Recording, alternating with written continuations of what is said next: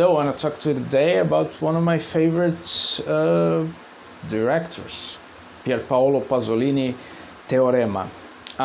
He was also a writer and a poet, and he was really good as a writer and a poet. I'm saying writer because he wrote political articles which are really, really good. And outside of Italy, this face of Pasolini is not really known that much. He is much known as a director. But in Italy, he was a prominent author, and he published his works even in main newspaper like Corriere della Sera. And the thing is, we lose a lot only paying attention to him as a director, because most of his movies are very influenced by these other ideas that were permeating his texts. So, well, it's hard to grasp a Pasolini movie. Sometimes it's hard to grasp. Just watching it, it's not really the good plan to show, I don't know, Teorema to your family and friends in a Thanksgiving dinner or something like that. I would. The thing is, in Teorema, before going into the movie, he is probably the most influential thinker in contemporary Italy thought. So if you're looking at works from Agamben and Bifo, they all have something from Pasolini, and they either take closeness to him or try to distantiate themselves from him. So it is a shame that he is not read that much outside of Italy. Anyway, going to Teorema. In Teorema, we have a guest. He's named as a guest. Sometimes Pasolini mentions him as God. And this is important because Pasolini was Catholic, homosexual, and Marxist. And yes, these three things come together, and these three things have problems together, as they would. So his whole ideas in his movies are very influenced, at least by his Catholicism, his views on sexuality, and his views on Marxism.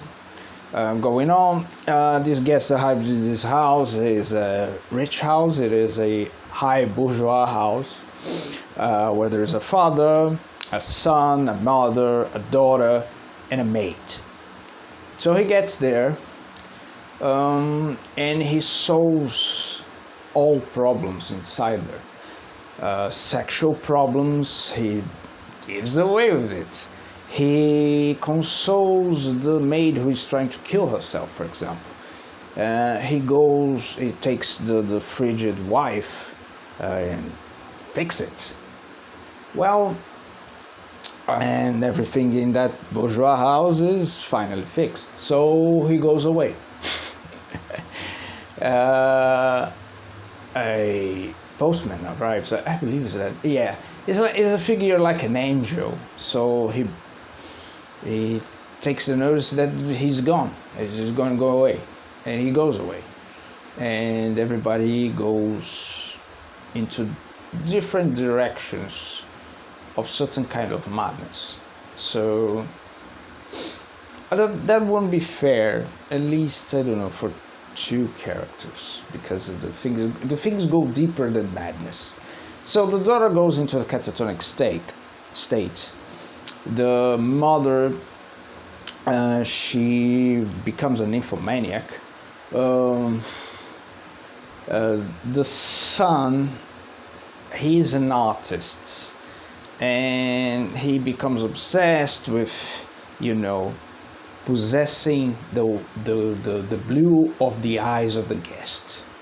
So in there is a criticism to art as it is commercialized, as it is an idea of commerce, as it is an idea of possession, of merchandise. So he doesn't want to paint something, he wants to possess the blue of the eyes of the guest.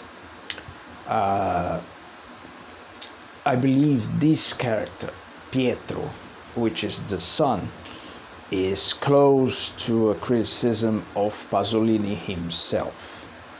And not only that, the names of the two male figures outside of the guest are Pietro and Paolo, so you can make a Pier Paolo in that. Also, there is this distaste for a young guy. So he in interviews and texts, he makes the son looks as the most despicable figure in the family, and he's kind of this artist which is a fakery, which is not really is a bourgeois guy, and he just treats everything as a merchandise, it's something to be possessed, and he lost the brilliance of art or something like that. And it's also criticism of Pasolini himself, because he's also part of this sector of society. The maid and the father are outside the son, which is the most criticized. The maid and the father are the most interesting figures. The maid, which is not bourgeois, she's a peasant, she goes back to her village, becomes a type of saint, and auto-immolate herself. So there are many readings to do there. The thing is, I don't get a redemptive power in that. The thing is, Pasolini, he had a fetish for poor people. It happens in many places among Marxists. I'm not saying I'm against the ideology.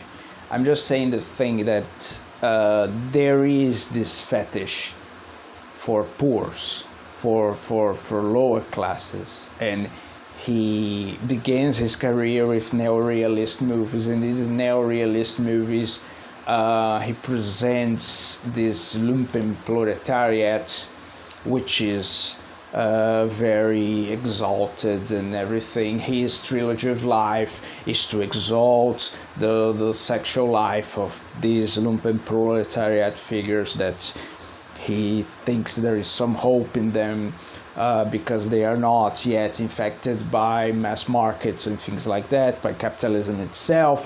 They have values which are millenary or everything. And this is much his the introduction of a Catholic thinking inside Marxism, because Marx didn't have really that. He even despised lumpen proletariat. But the main thing when the Catholic thinkers go inside Marxism, or the way around. And in Italy, it is a big deal because almost all the population is Catholic, and there are a lot of Marxists. So there is a mix of that. But progressively, he will abandon this view until his last movie, which is Salò, which I will talk another day. But the thing is, it's hard to see some redemptive power inside all the things that the maid does. She becomes a saint, but she dies in a very weird way. Now, the father is the owner of a big company. It is an industrial.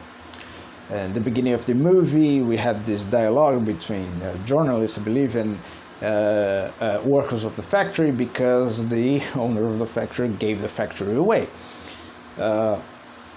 So that's why I'm sad because of the spoilers, because in the beginning of the movie we had the end basically, but not really. Um, he has this Saint Francis type of conversion, so he gives away himself progressively. He has a vision. His name is Paolo. He looks like Paul, and he gives away the factory, his clothes, everything, and he ends up screaming in the middle of nowhere. At least that's what I remember. And well, why does this bourgeois man finally gave away everything he had for the workers? Why is no redemption? And yes, for Pasolini there is no redemption inside a bourgeois family. And then in later movie there will be no redemption for anybody.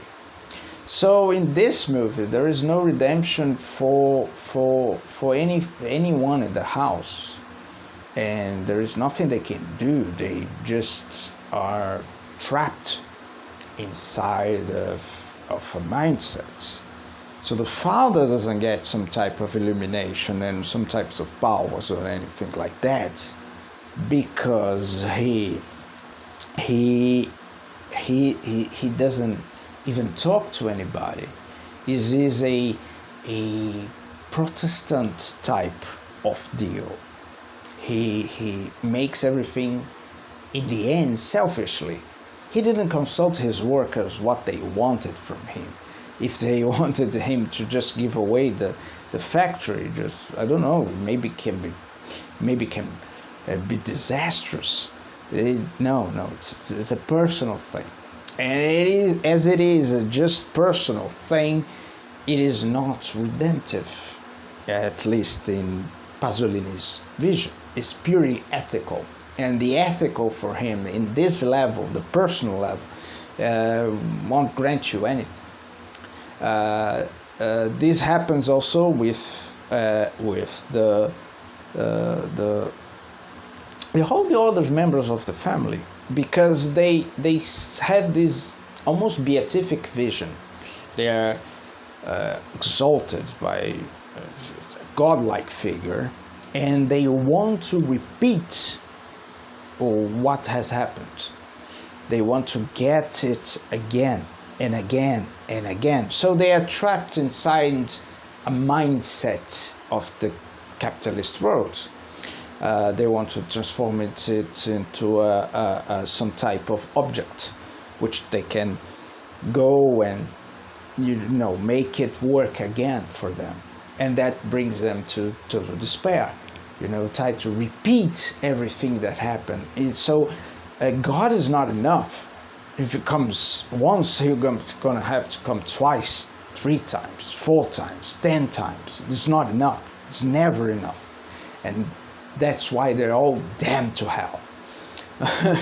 There's no hell really in the movies. Yeah, there is. But it is in our world still, which is very realistic. I can give you that. And the thing is that, movies like Teorema, Porcile, which is Pigpen, and Salo, they are very formal. Pasolini has an early phase of his career which is much more neo-realist, and this formal period with all these ideas condensed in images, symbols, and you gotta know the Catholic saints, whatever, Sade later, but what was happening in Italy. But these movies are more realistic than the neo-realist movies, and maybe he liked this paradox, making a formal exercise. There are other versions of movies like Teorema by other directors, because it's a formal thing. It is a very unique in this vision, you just bring one character who's basically God, and you have these interactions and endings of the other characters. So yeah, I believe it's a very good movie. And as Pigpen and as Salo, they're great movies, although they're not very happy movies, especially Salo. But yeah, if you want to watch something, go for it. Nothing that I said here really compromises the movie. I watch it more than, I don't know, 3 times. I don't watch movies really much more, but yeah, that's it.